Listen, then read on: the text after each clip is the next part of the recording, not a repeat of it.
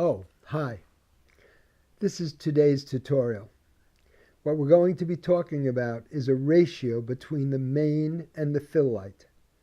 Currently, these two lights are equidistant from the subject, which is going to be here, and they are of equal output, and they're of equal output and equidistant from the subject, which covers the two criteria of how intense they both are.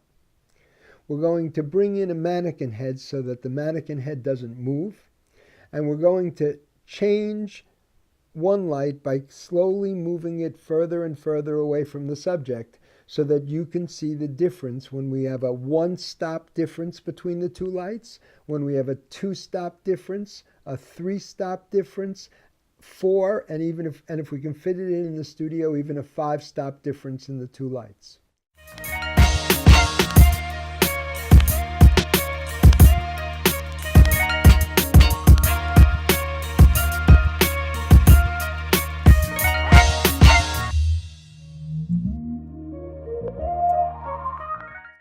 Hi, Fred. Say hello to the people. Hello, people. This is Fred, and I use him when I want a stationary subject that I want to be able to do repetitive lighting on. I'm going to take a reading of this side of his face, and I'm going to take a reading of this side of his face, and right now these two amounts of light are exactly the same. Okay, we're now going to take this light and we're going to move it back so that it is one stop less intense than it is now. In the trade, this is called a 1-to-1 ratio. Both lights are equal in output. It's copy lighting. It makes Fred's face look flat, not three-dimensional, and it makes him look almost like a cardboard cutout. He's shadowless.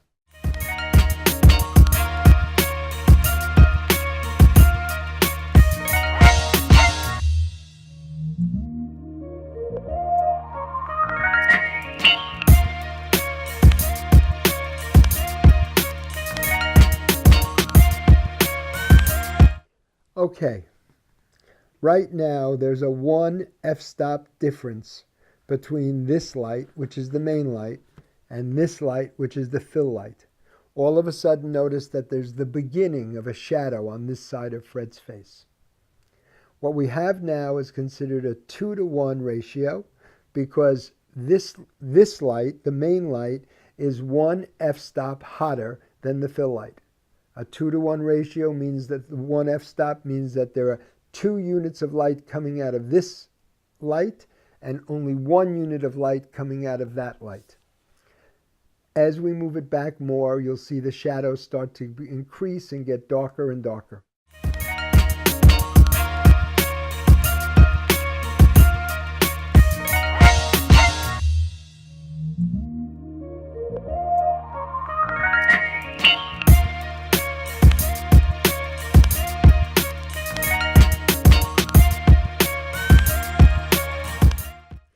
Okay, we now have a 3 f-stop difference between the shadow side of Fred's face and the highlight side of Fred's face.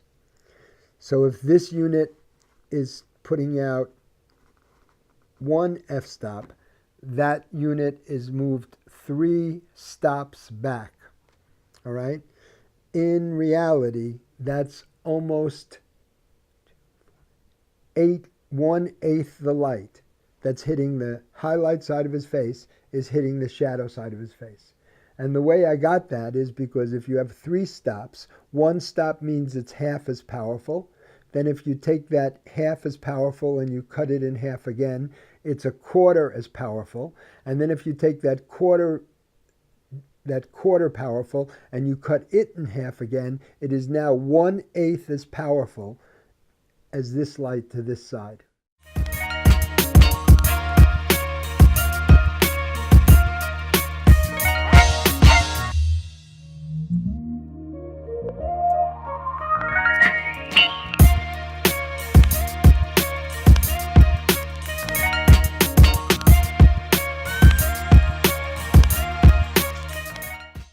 Okay, at this point, this side of the face has 4 stops less exposure than this side of the face.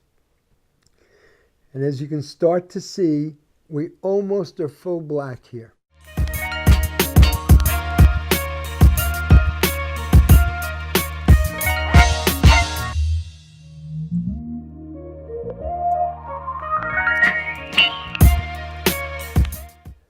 That confirms it, 5 f-stops. The point is that when you get to a 5 f-stop difference, basically the shadows on the shadow side of the subject face are totally black. As a matter of fact, I can make the shadows slightly lighter if I were to lean my face forward so some of the light hit this side of my face and bounced into the cheek of my subject. Watch the shadow side of the subject's face. As I move forward, this should appear a little bit lighter. And as I move a little bit back, it should look darker. All right, here's something that might be of interest to you and help you in figuring out ratios for yourself. First of all, you now have an idea of what 1 stop, 2 stops, 3 stops, 4 stops, and 5 stops difference between the intensity of the main light and the intensity of the fill look like. Let me point out that there are 2 possible ways that you can control the intensity of a light. One is the distance it is from the subject, and the second is how much power the light puts out. A lot of flash units, when they take multiple heads, have the ability to make both heads of equal power or make both heads of individually adjustable power. You can also, which is one way that you can control the intensity of the fill light and the main light. Another way that you can control the intensity of the main light and the fill light is how far away they are from the subject. Sometimes those 2 variables make it very confusing to try to figure out how steep a ratio you're actually getting. What you might consider doing is plugging both units, setting up your flash units so that the distribution between the 2 lights is symmetrical, meaning they are equal. That way you've eliminated the variable of the changing power of each head, and instead you only have to deal with the distance. So as you move the light further away, it becomes less intense and the shadows will become darker. It's up to you to decide, but this way, at least when you're starting out, makes things a little bit easier to figure out. We're going to move on to another subject right now, which is how you intensify a color by adding a colored light onto a colored background.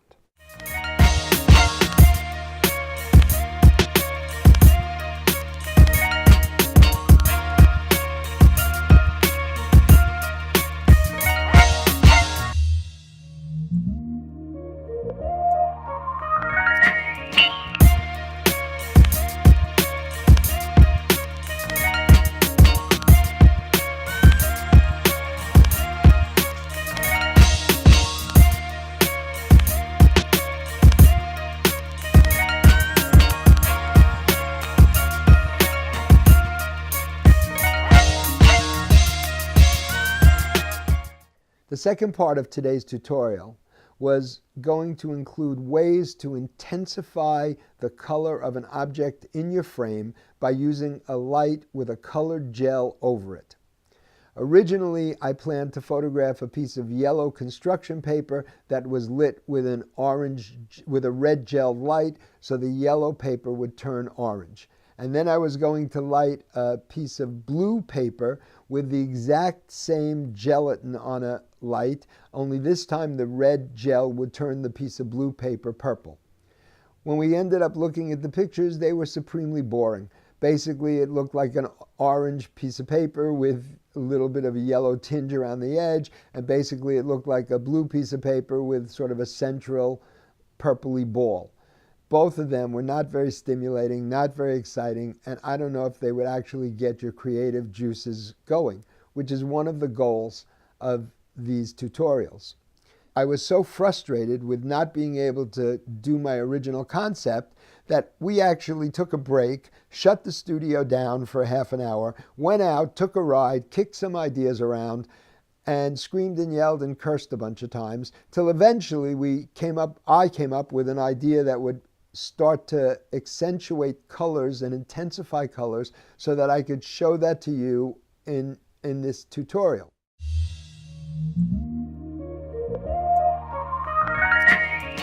So we dropped this piece of red velvet. We arranged the furls in it really nicely. We arranged Fred, the mannequin head, who wanted to be in this photograph, so that he was peeking out on the side.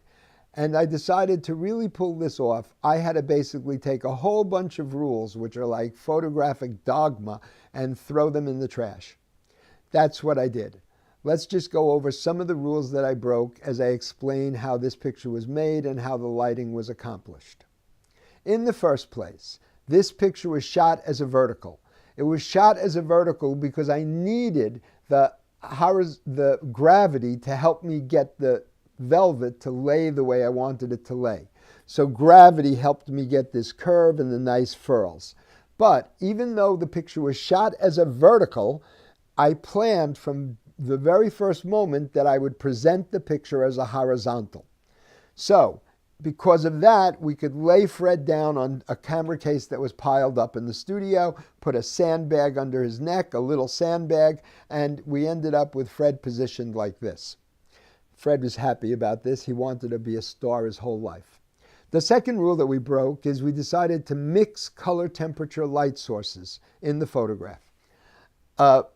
As a background behind the piece of red velvet, I used a diffusion frame, which I've demonstrated the use of before.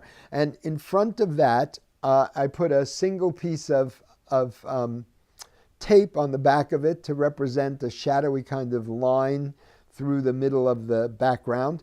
And then behind that, I put a Nikon SB800 flash, which I put a full CTO gel on.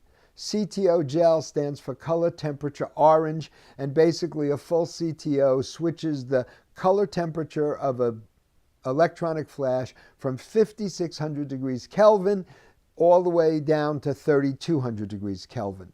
So now normally you would make all of the lights on a set 3200 degrees if that's the way you were going to work. But in this particular instance, I wanted to also add color gels that were used for their color effect as opposed to their color balancing effect.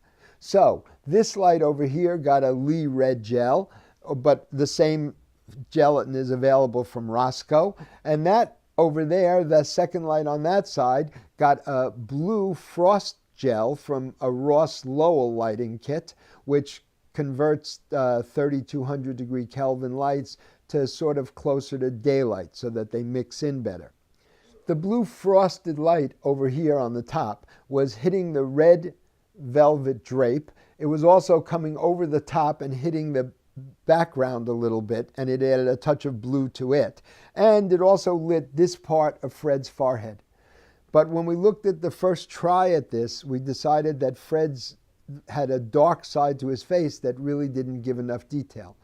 To add a little more blue light to Fred's face, I took a sandbag, dropped it on the floor, put an SB800 over it, and then covered that with another piece of Lowell Lighting Blue Frost gel. All right, so we had mixed light sources in this picture. We had lights with orange filters on them, lights with red filters on them, two different lights with blue filters on them.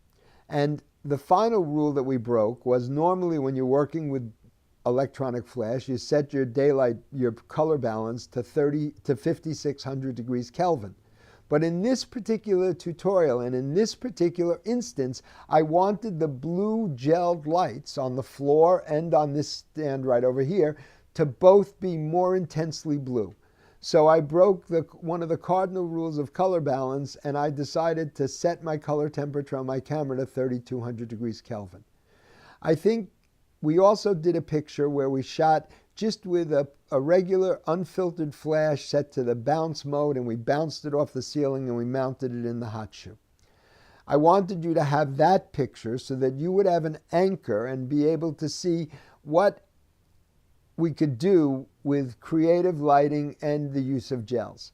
I think when you look at the two pictures, both the bounce lit picture and the picture of the final setup with 4 lights going off, you'll see that what we actually have accomplished is intensifying the colors to the point where they're almost electric.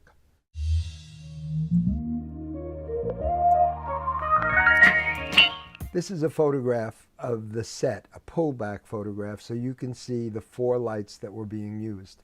Actually, you can only see 2 of them. In the upper left, you'll see a blue gelled light with a Ross Blue Frost filter on it, a Ross Lowell Blue Frost filter on it.